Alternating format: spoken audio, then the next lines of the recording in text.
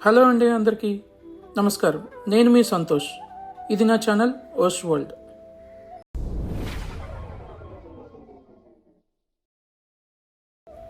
ఈరోజు మనం రాజమండ్రి దగ్గర ఉన్న వాడపల్లి వెంకటేశ్వర స్వామి దేవాలయం గురించి తెలుసుకుందాం. ఇది కోనసీమ తిరుపతిగా ప్రసిద్ధి చెందింది. ఇక్కడ ఒక విశేషం ఉంది. 7 శనివారాలు భక్తిభరితంగా స్వామిని దర్శించుకుంటే మనసులో ఉన్న కోరికలు నెరవేరుతాయని భక్తులు నమ్ముతారు. మన తెలుగు రాష్ట్రాల నుంచి ట్రైన్స్ అందుబాటులో ఉన్నాయి. రాజమండ్రి స్టేషన్కి వచ్చి అక్కడ నుంచి ఆటో లేదా బస్సెస్ డైరెక్ట్గా వాడపల్లి దేవాలయంకి వెళ్ళగలం.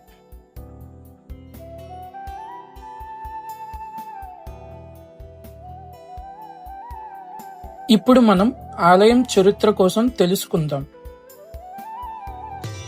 వాడపల్లి వెంకన్న స్వామి దేవుడు 7 కొండలవాడిగా ప్రసిద్ధి పొందాడు. ఇక్కడ విగ్రహం రాయితో కాదు, నల్లని చెక్కతో స్వయంభుగా వెలిసింది. భగవంతుడు స్వయంగా ఇక్కడ కొలువై ఉన్నాడని భక్తులు నమ్ముతారు. పురాణాల ప్రకారం ద్వాపర యుగం ముగిసి కలియుగం ప్రారంభమైనప్పుడు ప్రజల దైవచింతన మర్చిపోయారు. అప్పుడు నారద మహర్షి విష్ణువుని వేడుకుంటాడు, ప్రజలు చెడు మార్గంలో పడిపోతున్నారు అని. అప్పుడు శ్రీ మహావిష్ణువు వారికి భరోసా ఇస్తాడు. నేను కలియుగ దైవంగా భూమిపై అవతరించి ప్రజలలో భక్తిభావాన్ని పెంచుతాను అని. అదే ఈ వాడపల్లి క్షేత్రం.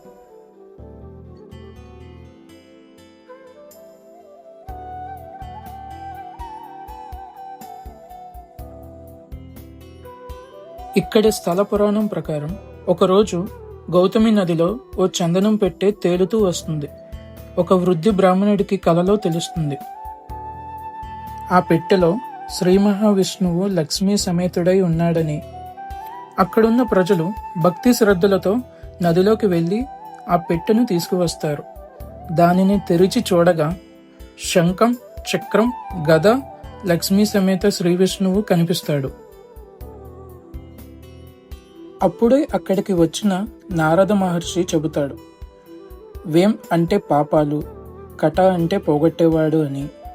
అలా ఆయనకు వెంకటేశ్వరుడు అనే పేరు వచ్చింది. ఈ విగ్రహాన్ని గోదావరి నది తీరంలో ప్రతిష్ఠించారు. కాలక్రమంలో ఆ ఆలయం నదిలో మునిగిపోతుంది. తరువాత పెనుబోతుల వంశానికి చెందిన గజేంద్రుడు అనే క్షత్రియుడు తన ఓడలు ఒక తుఫానులో నష్టపోయాయని తెలిసి వెంకటేశ్వర స్వామిని మొక్కుకుంటాడు. ఆ మొక్కు ఏంటంటే, నా పడవలు భద్రంగా ఒడ్డుకి వస్తే వాడపల్లి స్వామి ఆలయాన్ని మళ్ళీ కడతాను అని. ఆ తుఫాను ఆగిన తర్వాత తన పడవలన్నీ రక్షించబడ్డాయి. తను కోరిన కోరిక నెరవేరిందని తన మొక్కు నెరవేర్చుకోవడానికి గజేంద్రుడు ప్రస్తుత వాడపల్లి ఆలయాన్ని నిర్మిస్తాడు. అలా ఈ దేవాలయం తిరిగి ప్రజల భక్తిని సంపాదించింది.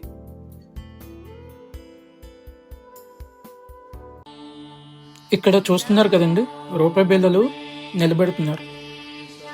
దీని అర్థం, ఎవరైతే భక్తితో కోరుకొని రూపాయి బిళ్ళలు నిలబెడతారో వాళ్ళ కోరికలు నెరవేరుతాయని ఒక నమ్మకం.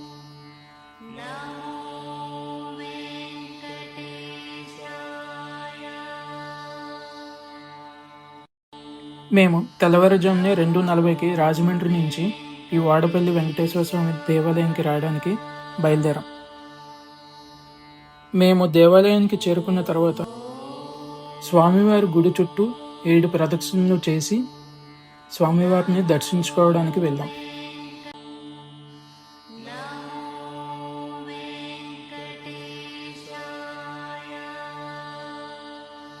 ఇక్కడ భక్తులు నమ్మే ఒక ముఖ్యమైన విశేషం ఉంది. 7 శనివారాలు క్రమం తప్పకుండా స్వామిని దర్శించుకుంటే మనసులో ఉన్న కోరికలు నెరవేరుతాయని చెబుతారు. అందుకే ప్రతి శనివారం వేలాది మంది భక్తులు ఇక్కడికి చేరి స్వామివారి దర్శనం పొందుతారు. ఇది పవిత్రమైన, ప్రశాంతమైన మరియు భక్తిభావంతో నిండిన ప్రదేశంగా పేరు పొందింది.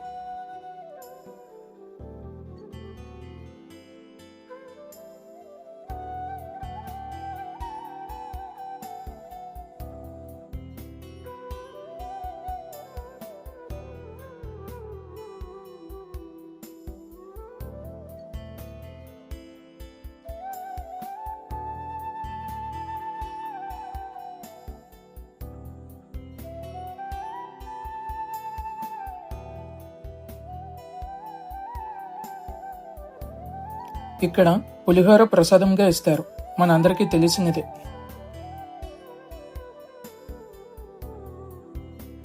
ఇక్కడ చూస్తున్నారు కదా ఎంతమంది భక్తులు ప్రదక్షిణాలు చేస్తున్నారో. ఇందులో చాలా వరకు కోరికలు తీరి మళ్ళీ రెండోసారి వచ్చిన వాళ్ళు చాలా మంది ఉన్నారు.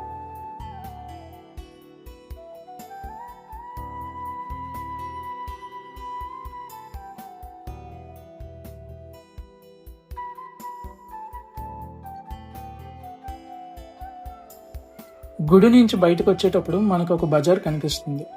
ఈ బజార్లోని అన్ని రకాల వస్తువులు మనకి దొరుకుతాయి. అన్ని రకాల కాయగూరలు, పళ్ళు, స్వీట్స్, అన్ని రకాల వస్తువులు మనకి ఇక్కడ దొరుకుతాయి.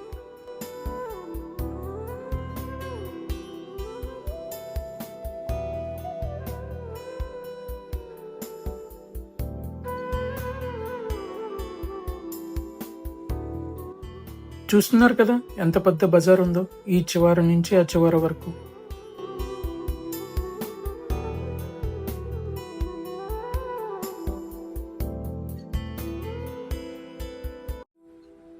పార్కింగ్ ఏరియా చూడండి ఎంత పెద్దదుందో.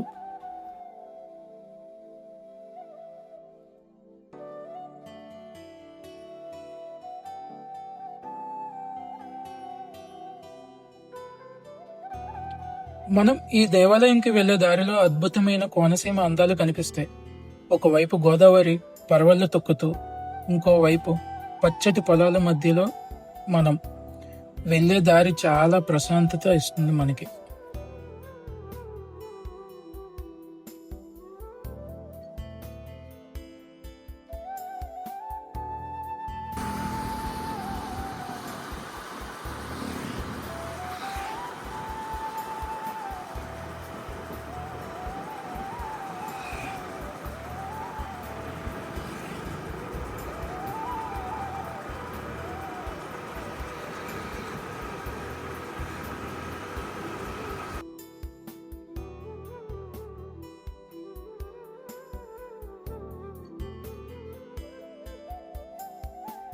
ఇలా మనం వాడపల్లి వెంకటేశ్వర స్వామి ఆలయ చరిత్ర, విశేషాలు, భక్తి గాథలను చూసాం. మీకు ఈ వీడియో నచ్చితే లైక్ చేయండి, మరియు నా ఛానల్ ఓషోల్ని సబ్స్క్రైబ్ చేయండి.